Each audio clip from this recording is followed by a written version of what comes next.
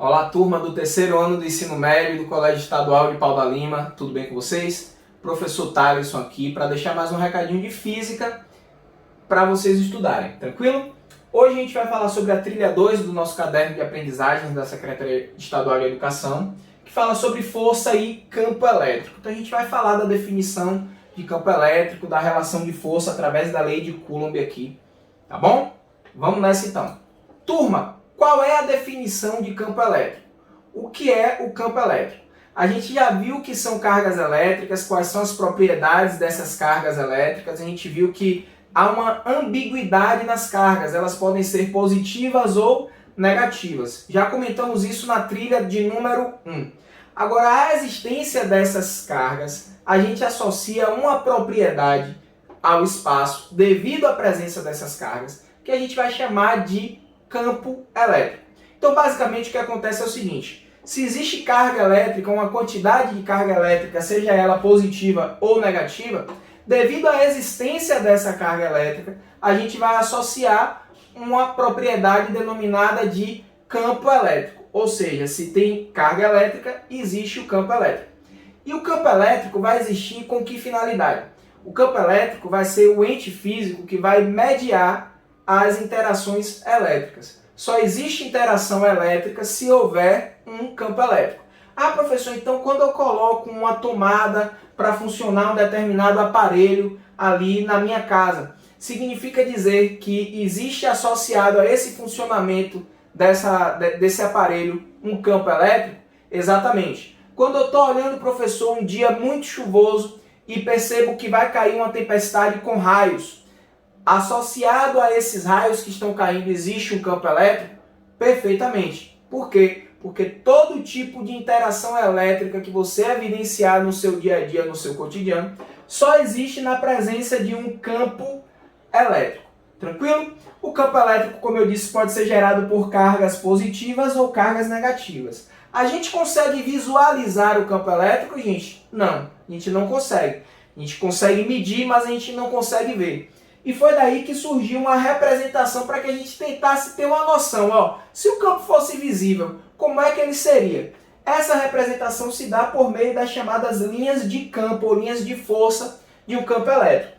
Nas cargas positivas, essas linhas de força ou linhas de campo, elas estão sempre saindo da carga positiva.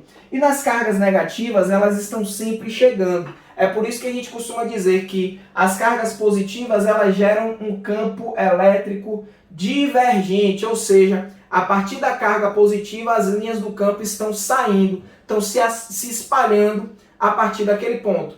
E nas cargas negativas, elas são convergentes, ou seja, essas linhas de campo estão chegando para essas cargas. Tranquilo, galera? Então tá aí a definição de campo elétrico, foi para conta. Tá bom, professor, e a força elétrica? Bom, toda vez que cargas elétricas estão interagindo num campo elétrico, a gente diz que essas cargas estão experimentando uma força elétrica que é mútua entre si. Uma carga está exercendo força elétrica na outra. E quem rege essa força elétrica é uma lei que a gente vai chamar de lei de Coulomb. Coulomb percebeu o seguinte, que a força elétrica ela vai ser proporcional ao produto de K, que é a constante eletrostática do meio. Como assim, professor?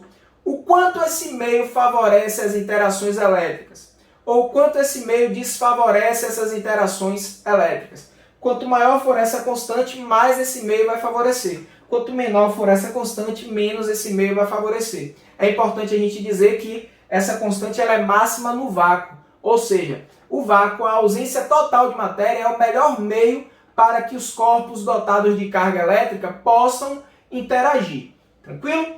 Então ela vai ser maior quanto maior for essa constante eletrostática do meio e maior quanto for maior o produto entre essas cargas. Ou seja, tem duas cargas ali separadas por uma distânciazinha d no espaço. Quanto maior for o valor dessas cargas, maior será essa força elétrica. E como elas estão separadas por uma distância d, se essa distância d ela é muito grande, essa força vai ser muito pequena. Se essa distância d for pequena, essa força vai ser muito grande. A gente diz que a força elétrica ela é proporcional ao inverso do quadrado da distância. Ok? E o campo elétrico pode ser calculado através do produto da carguinha Qzinho, que a gente vai chamar de carga de prova, por essa força elétrica. Tranquilo, galera? Então, para resumir, a força elétrica é maior quanto maiores forem as cargas e ela é menor quanto maior for a distância entre essas cargas. A gente também tem que dizer o seguinte: se eu tiver uma carga positiva interagindo com a carga positiva, essa força elétrica vai ser repulsiva. Se eu tiver uma carga negativa interagindo com a carga negativa, essa força elétrica também vai ser repulsiva. Agora, se eu tiver carga positiva com carga negativa, essa força elétrica vai ser atrativa. Tranquilo?